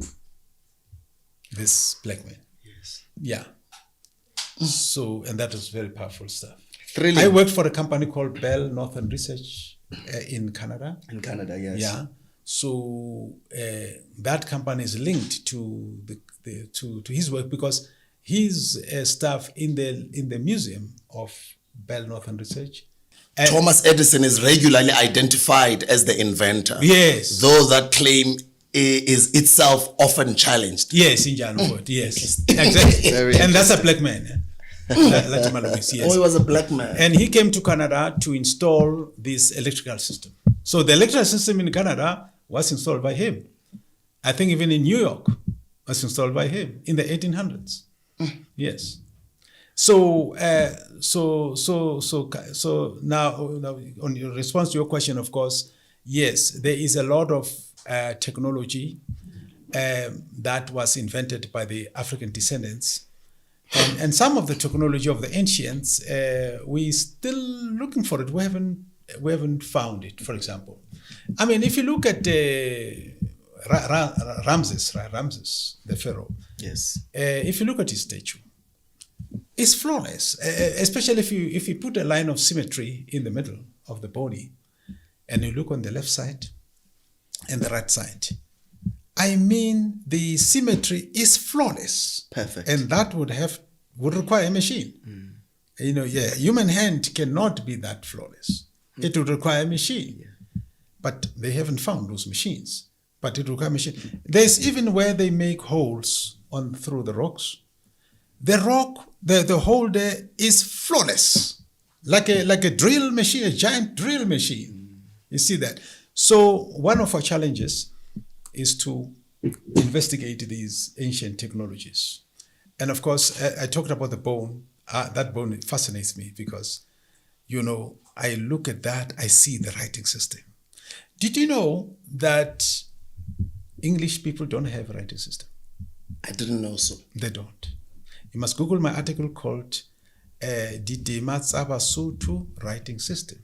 I go into details about that. Ditema tsa Basotho, Ditema, Ditema tsa Basotho Writing System. And then I wrote that article, so it goes into details about that. So basically, the English people do not have a writing system. Yeah, here it is. The Zulumathabo writing system, Makos. Zulumathabo on the internet 2.0. Makos. To strive towards a pure form of knowledge so that we don't have to believe the unbelievable and accept the unacceptable. Exactly. The Basotho people in the Eastern Free State have had a greatest impact on my philosophy. This is obviously just a little, on my philosophical thinking and worldview. These venerated people possess an amazing and unique knowledge of the glyphs, which was used as a writing system long before the advent of Euro-Christian colonization. Exactly. Of course. Exactly. So the English people don't have a writing system. You know why? Their ancestors did not invent one. So when they came here and they say, your ancestors did not know how to read and write, we taught you how to read and write, they are referring to the alphabets. This alphabets we are using currently, this is a Latin script. This was created by the Romans. But where did the Romans get it from? They came from Kemet. Now, if you look at the hieroglyphic system, the way it works, it has got two systems actually. It has got alphabetic and what you call logographic. So I just laughed in my mind. Mkhuluntsingisa doesn't even like that word, hieroglyphics. Apparently that's the original word. It's okay. Yeah, so continue. Medunature. Medunature. Yes. Yes. Medunater. Yes. Medunater. Yes. But all within nature. Yeah, all within nature. Yes. So it's interesting that so it has an alphabetic system, but that alphabetic system does not have vowels. It's only consonants. So that's why you'll have different spellings. Like, for example, Atum is the first god of Kemet. And the Greeks, they say Atom. Atom. Yes, it comes from that. Comes from that. So basically then, so we need to investigate and find these technological instruments. Some of them will be on the rocks. For example, you remember we're talking about the architectural design? So in Mpumalanga, there are rocks there where the ancients actually engraved how they designed houses. How about that? Yes. In Sesotho, the word leshume, in Zulu, shume, refers to the circumference of the settlement. Yeah, because what they used to do when they came to a new piece of land, then they would have these shrubs and then create a perimeter there. Some sort of a fence. It has some sort of a fence for it, yeah. The village a inside. wall, yeah. So that when the lions come, they cannot cross because using what they call mimosa trees, something like that. Yes. I'm still not enough. I think another day. Another day. Wow, I'm blown away. I'm getting goosebumps. Cholo. Zulumathabo Zulu. We give thanks for the opportunity to sit and to exchange this very important knowledge that will take us further, I think, as Africans, but more important for the upcoming generations to be able to embrace this knowledge. Siyathokoza Makhosi. Siyathokoza Makhosi. Nakwabanye nangomso. Makhosi. Magwande.